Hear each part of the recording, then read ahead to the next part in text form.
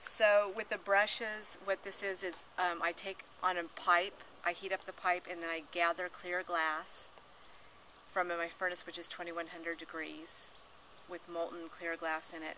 Gather of that, it's like taking a spoonful of honey, except it's on a 5-foot pipe, and I take a small amount of the glass, and then I roll it in the color like this would be green, and there's some red dots in it, and there's actually some gold dots in it.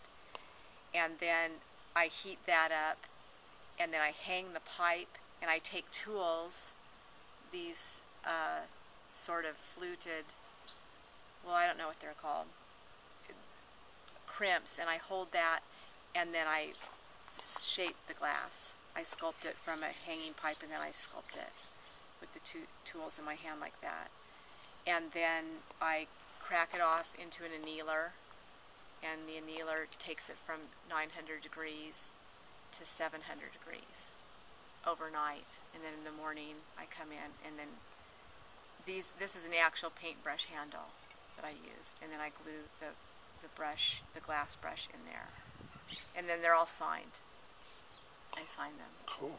So, and that's literally. So what does that symbolize to you? The brush? Yeah.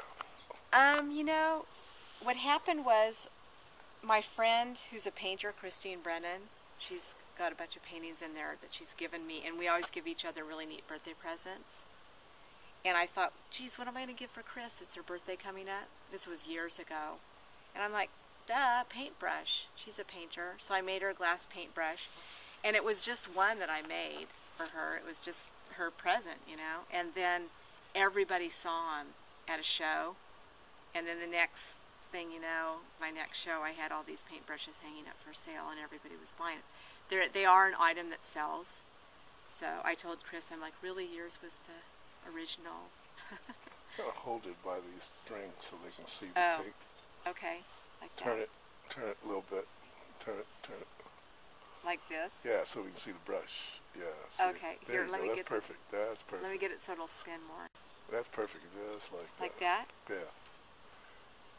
So that's the story on the paintbrushes. So what it looks like to me, it looks like there's a flow. Yeah. It looks like actually it's a flow of color coming from the handle of the brush. Mm-hmm. You see? Uh-huh. Like there's no brush. Right. You know what I mean? Yeah. It's just color coming out of that. It looks like a nice flow. Well, you know, it's interesting that you say that, because one of the things in my work that I've developed too is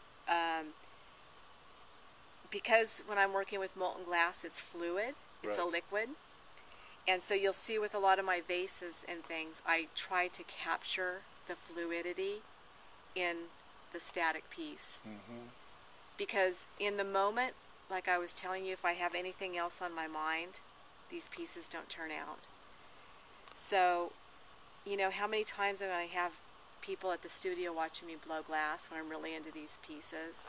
So what I do is I just see this fluidity, and I don't capture it, I let it capture itself in the fluidity. Sometimes I'll take a tool and pull it, and I can show you guys those pieces, or cut into it and give it this fluid feeling. That's my signature pieces are that. I'm known for that. So, yeah, because it was fluid, you know. Yeah, it this is. thing, yeah, and it is fluid, like they say, how glass is still fluid just Mm-hmm. because it's in static form. So,